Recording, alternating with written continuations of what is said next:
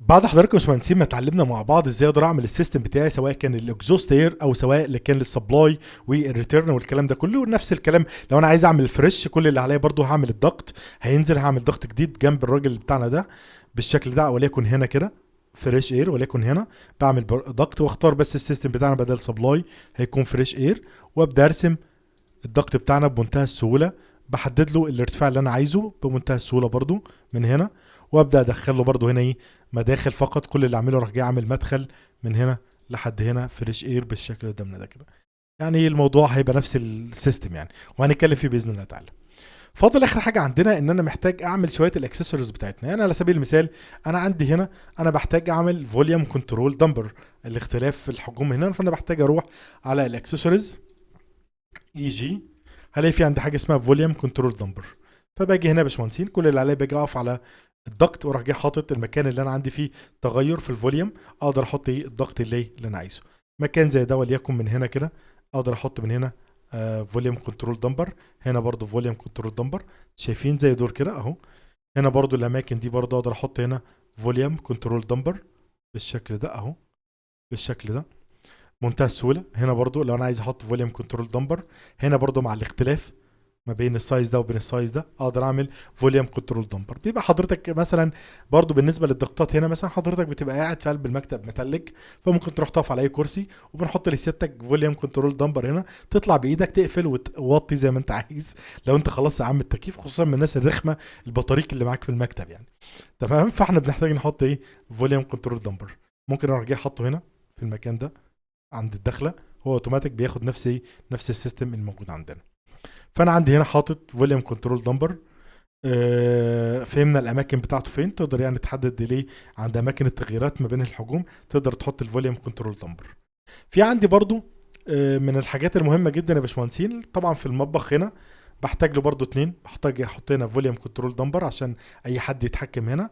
وبحتاج اعمل كمان ريتيرن ايه بقى الريتيرن؟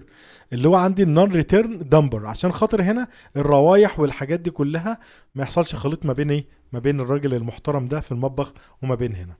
فبعمل ايه اللي هو ليه النون ريتيرن الموجود عندي. فانا باجي هنا في المنطقه دي عملت حاجه اسمها ايه النون ريتيرن دمبر بالشكل اللي قدامنا ده كده. نفس الكلام بالنسبه للضغطات، اقدر اغير احط الدمبر في اي مكان انا عايزه. بقول لك زي ما انا قلت لك كده اتحكم، ممكن احطه عند كل المخارج من هنا عشان برضه اقدر اتحكم في الهواء بمنتهى السهوله في كل مكان عندي. وهنا برضه اقدر احطه هنا عند برضه عند الدخلات فقط، اقدر اعمل الكلام ده كله. في برضه عندي السموك دمبر لو انا عايز استخدم السموك دمبر. وفي عندي يعني هما دول الاكسسوارز الحاليه اللي احنا ايه مستخدمينها. اي حاجه هنحتاجها تاني هقول لحضراتكم عليها وهنتكلم فيها باذن الله تعالى. فده كان كده ملخص سريع اللي احنا عايزينه. باجي بقى في الاخر بعد ما برسم الكلام ده كله، باجي اعمل سيلكشن على السيستم اللي عندي ده كله يا باشمهندسين. بقول له فلتر اير تيرمينالز، انا عايز كل الضغط اخليه مع بعض، اشيل الميكانيكال واشيل الفيو. يبقى ده كده السيستم بتاع الاتش فاك. فبختار من هنا كلمه سيستم وبكتب كلمه اتش فاك بالشكل ده، اتش فاك. تمام، وبعد كده امسك كل المعدات اللي عندي من هنا كده، اقول له فلتر تشيك ران، انا عايز فقط الميكانيكال اكويبمنت. ولازم خد بالك المسمى بتاعها اهو، لازم التسميه بتاعتها، خد بالك من التسميه بتاعتها من هنا كده. تختار ميكانيكال اكويبمنت زي ايه؟ تكون نفس الفلتر اللي انت عامله. يعني فاكرين لما عملنا الفلاتر دي، هروح على الميكانيكال اكويبمنت دي اقول له اديت، هروح اقف عليها واختار بالظبط ايه الكلمه دي بالظبط، بالظبط اللي انا كاتب هنا، عشان خاطر ايه الفلتر معتمد على الكلمه اللي انت كاتبها. فهاجي عشان اروح جاي مختار تاني الميكانيكال اكويبمنت واديها نفس الاسم بالظبط، واروح على الفلتر لو انا عايزها تظهر في هروح على الفلتر هشيل من علامه من هنا، لو انا عايز اخفيها احط العلامه دي. شايف اوتوماتيك الميكانيكال اكويبمنت انتهت واختفت من عندي. هرجع تاني اظهرها بمنتهى السهوله اهو.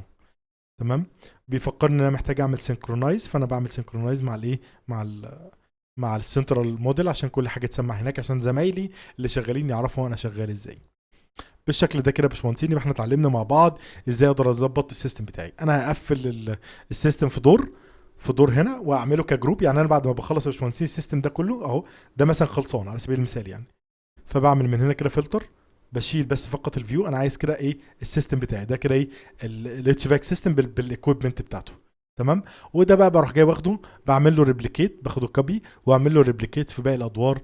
طالما ايه باقي الادوار اخوات مفيش فيهم اي حاجه بالظبط، هم نفس الكلام يعني. ممكن برضو سيف السلكشن ده عشان ايه، مثلا اديله سلكشن واسميه هنا كده وليكن اتش فاك